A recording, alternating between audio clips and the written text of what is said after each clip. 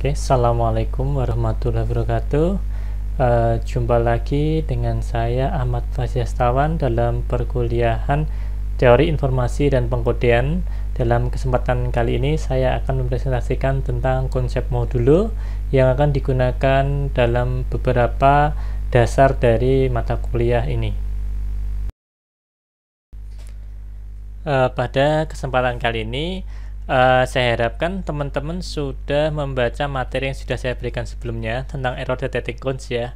Nah, materi sudah saya share sebelumnya sehingga saya harapkan semua sudah membaca. Nah, kali ini saya ingin menjelaskan sebenarnya apa sih maksudnya dari error detecting codes ini. Nah, pada suatu ketika pesan itu dikirimkan, maka itu sangat besar sekali kemungkinannya pesan tersebut terkena noise atau gangguan ya.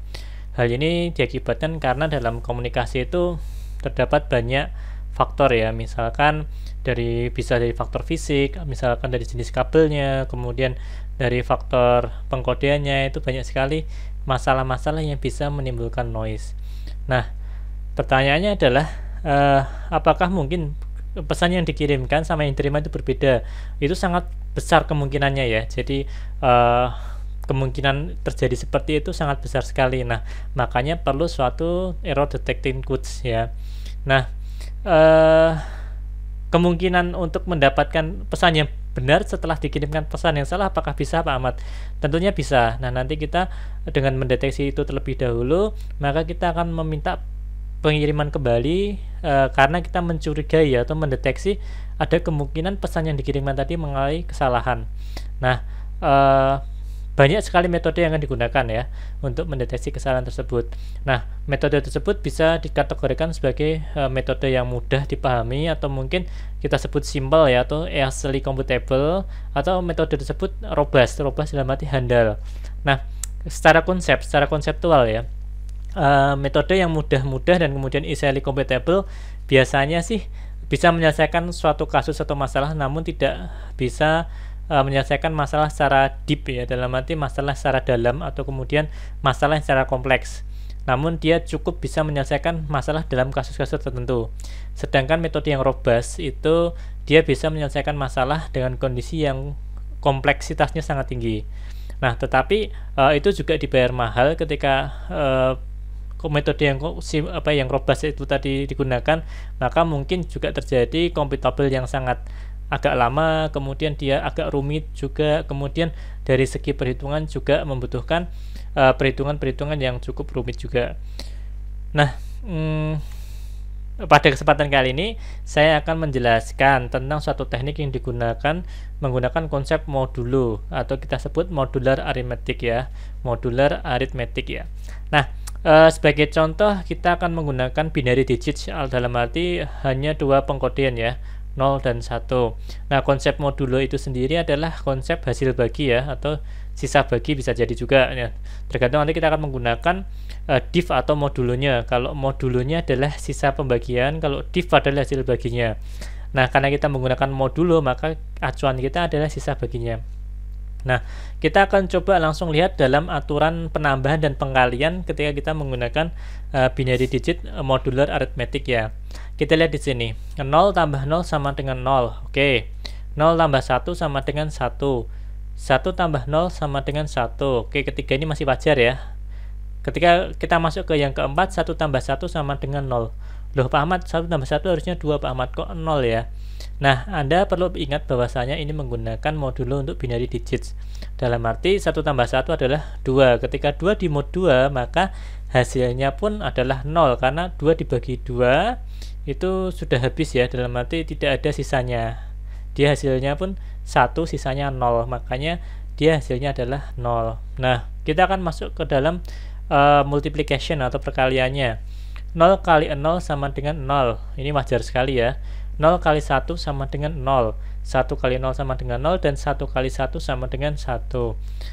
Ini masih normal ya. Perlu Anda ingat kenapa normal ya, karena ini masih menggunakan konsep binary digit dalam arti modulo 2. Nanti kalau kita akan masuk ke dalam modulo yang lain, beda lagi ceritanya. Oke, kita akan coba contohnya, contoh kasus. For example, kita lihat di sini 1 tambah 1 kali 0 tambah 0 tambah 1 kali 1 ya. Nah, Anda bisa lihat di sini, konsep perkalian dan pertambahan ini juga menggunakan dasar dari penambahan biasa. Perkalian dieksekusi terlebih dahulu, kemudian baru penambahan. Misalkan seperti ini. Kita lihat di sini ada perkalian, di sini ada perkalian, maka perkalian ini harus dieksekusi terlebih dahulu. Jadi kita tulis dulu 1, di sini kita tulis 1, kemudian kita tulis tambah. Nah, 1 kali 0 dieksekusi dulu, 1 kali 0, oh 0, berarti hasilnya 0. Kemudian ditambah 0 lagi, kemudian ditambah 1 kali 1, 1 kali 1 adalah 1, maka ditulis 1. Jadi 1 tambah 0 sama dengan 1, ya kan? Kemudian kan, jadi berarti ini 1 ya, kemudian 1 tambah 0 lagi, mungkin 1 tambah 0 sama dengan 1 ya, di sini 1, maka 1 ditambah 0 adalah 1 lagi, kemudian 1 ditambah 1 adalah 0, maka penjumlahan ini adalah 0. Oke, konsepnya itu dulu ya, Anda perlu pegang. Nah, ini hanya berlaku untuk konsep modulo binari atau 2.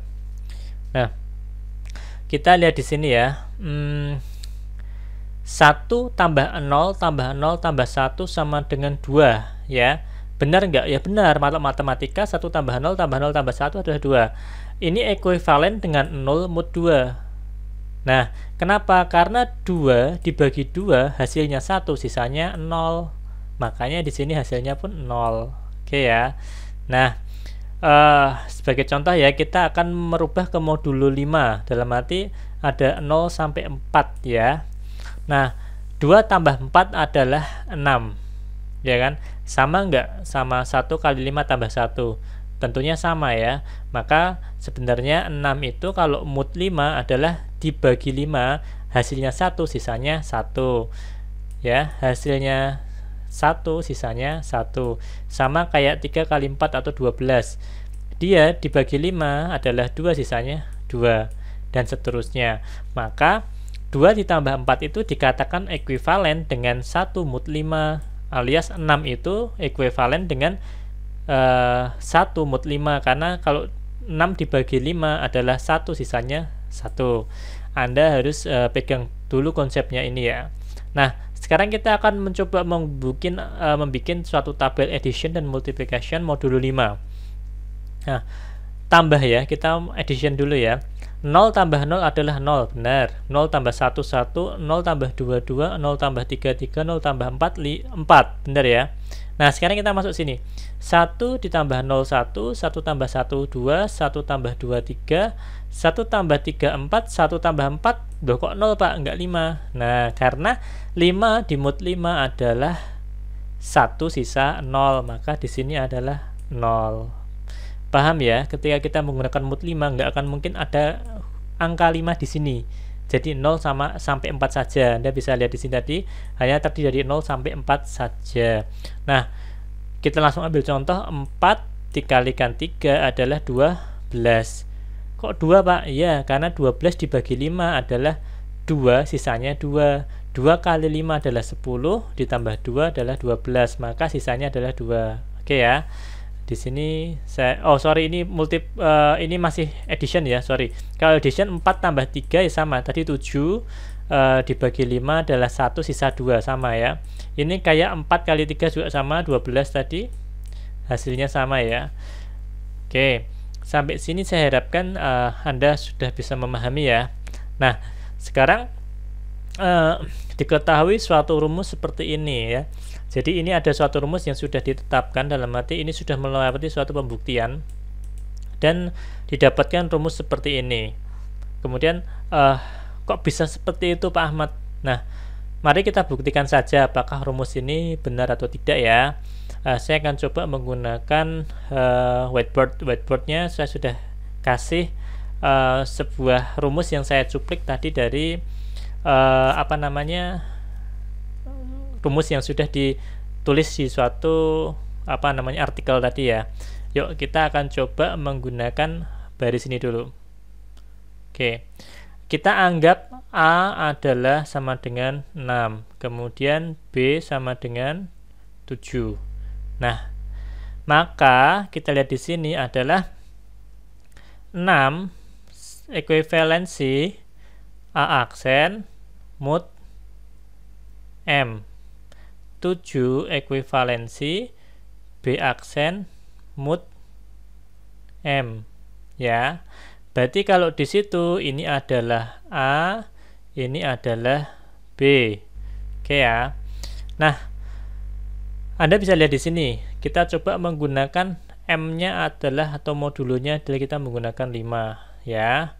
Maka 6 itu ekuivalensi berapa? Kalau di mod 5 maka di sini 1. Kalau 7 maka di sini 2 mod 5. Oke ya. 7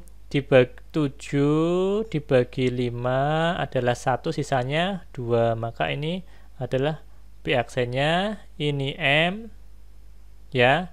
Ini adalah M juga, ini A aksen, ini A, ini B. Nah, kita akan masuk ke sini. Nah, sekarang ada persamaan yang 2.7. A sama dengan A aksen ditambah K1M.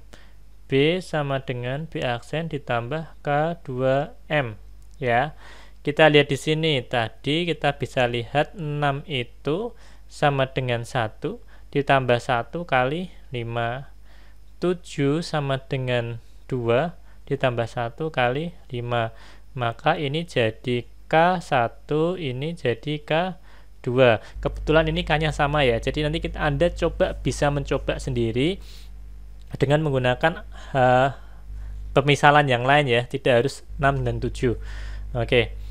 Nah, kita lihat di pernyataan ini. Nah, kita dengan adanya A dan B, kemudian diketahui K1, K2 dan M, kita bisa menyimpulkan atau tadi ada kesimpulan bahwasanya AB sama dengan A aksen, B aksen ditambah A aksen, K1M ditambah B aksen, K2M ditambah K1, K2M kuadrat. Nah, kita coba masukkan yuk. A aksen tadi berapa? A aksen. Kita lihat di sini A aksen tadi adalah 1 ya. B aksen adalah 2 ditambah 1, K1-nya adalah 1, M-nya adalah 5 ditambah, coba B aksennya berapa? B aksen kita lihat di sini. B aksen adalah 2. 2 dikali K2 1 dikalikan 5 lagi karena M ya.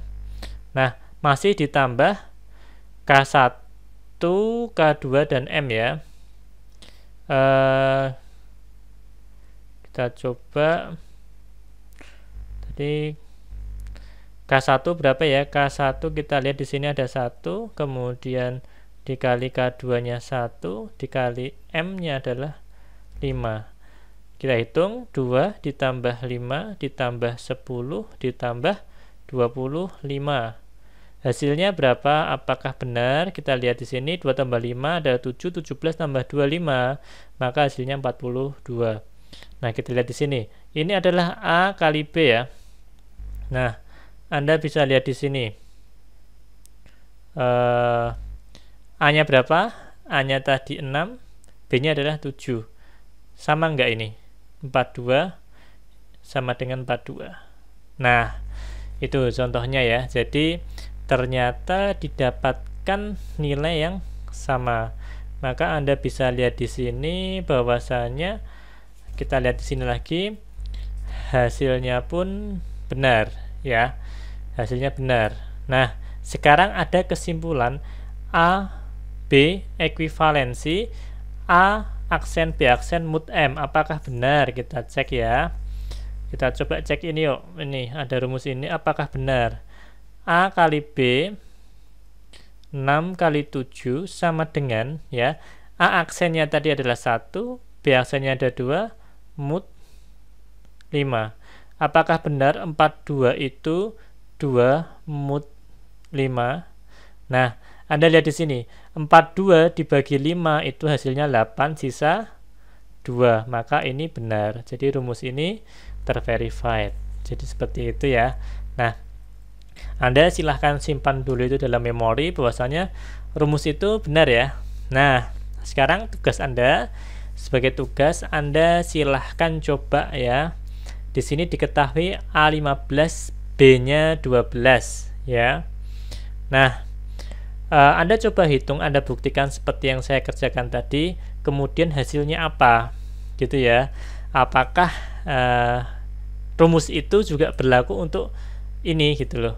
Apakah rumus tadi berlaku untuk A15, B12 dan M-nya 10 ya. Nah, nanti dengan Anda membuktikan ini nanti akan tahu bahwasanya rumus ini pun bisa berjalan untuk keterbatasan tertentu. Jadi dia hanya berlaku untuk parameternya ini dan tidak berlaku untuk beberapa parameter yang lain. Silahkan nanti Anda kerjakan sebagai tugas pembahasan yang pertama ya. Oke. Nah, Anda bisa juga nanti Anda tambahkan tugas yang kedua. Yang pertama tadi ini ya, coba menghitung ini. Yang kedua, Anda coba exercise 2.1 ini Anda kerjakan, nanti kemudian Anda kumpulkan. Nah, itu penjelasan tentang modulo ya. Nah, kemudian kita akan masuk yang kedua tentang independent errors atau sering disebut dengan white noise ya. White noise itu gimana ya menjelaskannya ya? Jadi sesuatu error yang dia tidak bisa dideteksi secara single. Jadi dia seperti apa ya namanya ya? Ibaratnya ya ini ibaratnya analogi itu kayak white light ya. Jadi which is supposed to contain uniformly all the frequencies detected by the human eyes. Jadi kita susah untuk mendeteksi langsung dengan mata telanjang ya. Nah, ada rumusnya ya. Jadi rumusnya seperti ini. Anda nanti bisa baca sendiri. Pak Ahmad, ini pembuktiannya gimana? Ini nggak perlu dibuktikan ya. Nanti Anda coba, nanti kita akan dibahas mungkin di pertemuan setelah UTS ya. Ini jadi white noise ini sudah ada ketentuannya ya. Jadi ini nanti bagaimana mendeteksinya. Intinya Anda simpan dulu di memori bahwasanya white noise itu ada dan bisa diselesaikan dengan cara seperti ini. Nanti rumus ini akan digunakan untuk setelahnya. Yang saat ini kita coba adalah kita akan mencoba menyelesaikan yang sederhana dulu ya. Karena white noise itu termasuk yang kompleks ya. Permasalahan yang kompleks. Dengan kita tadi akan mencoba yang simple dulu. Oke ya. Nah, kemudian yang kedua saya akan menggunakan namanya single parity check code. Yang tadi kita sudah menggunakan modulo, sekarang kita menggunakan single parity check code. Nah, single parity check code itu apa Pak? Nah, namanya parity itu adalah bit tambahan ya. Jadi kita single parity adalah bit tambahan satu yang digunakan untuk mengecek atau untuk ngecek apakah yang dikirimkan itu benar atau salah. Nah, konsepnya masih sama kayak tadi, kita menggunakan konsep modulo atau pembagi dua. Kenapa kok masih menggunakan modulo 2 Pak, pembagi dua? Karena Anda perlu ketahui semua bentuk digital atau bentuk transmisi itu hanya menggunakan 0 dan 1. Jadi basic dari transmisi, komputer, perhitungan semuanya itu hanya menggunakan 0 dan 1. Nah, for example, jika kita menggunakan pesan X1, X2, X3, X4 seperti ini 0111, maka parity check bitnya adalah bit yang kelima atau S kelima ya. Ingat, parity single parity check itu adalah tambahan satu parity di belakang. 0 tambah 1 adalah 1, 1 tambah 1 adalah 0, 0 tambah 1 hasilnya 1, maka bit yang kelima adalah 1. Yang bit 1 ke 4 sama kayak ini, yang kelimanya adalah hasil dari penjumlahannya. Ini akan dipegang untuk deteksi errornya nanti. Nah, Anda bisa lihat di sini. Nah, anggap saja ada suatu kode yang ditransmisikan dengan vektor 00111 dan diterima ya. Nah, 00111 ini dijumlahkan 0 tambah 0 0, 0 tambah 1 1, 1 tambah 1 0, 0 tambah 1 1, hasilnya tidak 0, maka akan ketahuan kalau yang diterima itu tadi ada errornya. Jadi yang dikirim ini, yang diterima ini, dia akan ngerti oh ada error ya. Jadi bisa langsung diketahui. Karena apa? Karena pada flag atau penanda terakhir single parity-nya dia bukan hasilnya tidak sama dengan yang dikirimkan ya. Bisa dipahami ya. Oke, harusnya kalau dia 0011 maka yang dikirimkan adalah 0, 0, 1, 1 ya, kita coba cek ya. 0 tambah 0 harusnya 0 tambah 1, 1, 1 tambah 1, 0, harusnya dia 0 ya, bukan 1. Nah, there be error is detected, however, if another vector 0, 0, 1, 1, 0 is received, the two error atau dua error have occurred, terjadi ya. Nah, kita lihat di sini. Tadi ya, yang diterima 0010, 00110 ya, Y1 itu 55, diterimanya 0. Nah, dia dianggap benar karena apa? Karena ceknya hanya di belakang atau dia ngeceknya 0, padahal harusnya hasil ceknya adalah apa? 1 misalkan ya. Nah, jadi kelemahan dari metode ini adalah ketika terjadi 2 bit yang salah, jadi dia nggak bisa deteksi. Makanya disebut tadi adalah single parity code, hanya bisa deteksi kesalahan jika yang terjadi hanya 1 bit. Nah, sedangkan untuk penerapannya ya, ketika ini diterapkan untuk apa ya, probabilitas ya, error untuk masalah yang lebih kompleks, nanti kita akan menggunakan persamaan seperti ini. Tapi ini nanti akan kita gunakan di pertemuan-pertemuan selanjutnya. Yang intinya Anda nanti bisa lihat dulu secara konsep seperti ini ya. Ini kita belum membahas penerapan secara kompleksnya. Oke. Nah, contoh kasus apa Pak Ahmad? Contoh kasus adalah ketika kita mengirimkan huruf ya. Jadi huruf-huruf yang kita gunakan dalam komputer ini kita sebut dengan American Standard Code for Information Interchange atau namanya ASCII. Nah, ketika Anda mencet keyboard itu, maka yang dikirimkan keyboard itu bukan langsung A, B, C, enggak ya. Yang mereka kirimkan adalah suatu bit-bit binary. Nah, Anda cek di sini. Misalkan kita ambil contoh K. K itu dalam oktal ya adalah 113 ya. Kalau Anda masih bertanya tentang oktal dan heksadesimal, silahkan dicek di video saya pertemuan sebelumnya, itu bagaimana merubah ke oktal dan heksadesimal. Nah, kita cek di sini ya. Ini ada 1001011 ya. Ini adalah apa? Binary ya. 2 pangkat 0 kali 1 adalah 1. Ini adalah 2. Kemudian 8. Jadi 1 tambah 2 tambah 8 adalah 11 ditambah 64 hasilnya 75. Apakah sama? Kita lihat 8 pangkat 0 kali 3 hasilnya 3 ya. Kemudian ini 8, 11 ditambah 64 hasilnya 75. Maka sebenarnya K ini dalam digital nilainya adalah 75. Nah, Anda harus cermat mengamati apakah di sini oktal, desimal atau dalam bentuk biner ya. Oke, jangan kaget ketika nanti melihat ada ASCII dengan nilai yang berbeda. Jangan diterima mentah-mentah ya. Anda harus melihat satuannya di sini apa, oktal, heksa atau binary atau desimal. Nah, kita lihat di sini ya. Nah, in this case the parity check bit is 0. Kok bisa 0, Pak? Kita lihat di sini ya. 1 tambah 0 1, 1 tambah 0 1 lagi, 1 tambah 1 0, 0 tambah 0 0 tambah 1 1 tambah 1 0 0 tambah 0 ya. Sorry, 0 terakhir 0, maka di sini tulis 0. Oke ya. Oke, Anda bisa cek sendiri nanti. Nah, intinya ketika harus mengirimkan K, maka parity checknya harusnya dia 0 ya. Apabila dia nggak 0 atau 1, pasti dia akan terdeteksi kalau itu adalah salah. Nah, berarti dalam kalimat sederhananya, salah satu wujud deteksi error single parity check, salah satunya adalah sebagai contoh pengiriman suatu karakter dalam penekanan keyboard. Jadi dia akan mudah untuk mendeteksi apakah itu salah atau tidak. Oke ya, gitu ya. Mungkin sampai di sini dulu penjelasannya. Anda coba cermati dan kerjakan 2 tugas tadi ya. Yang pertama pembuktian dengan tadi saya kembalikan ke contoh kasusnya. Ini ya. Ketika kita coba menggunakan A15 dan B12 dan M-nya 10, dan yang kedua silakan Anda kerjakan exercise 2.1. Oke. Mungkin saya cukupkan untuk penjelasan konsep modulonya sampai di sini dulu. Kita lanjut untuk pertemuan berikutnya. Terima kasih.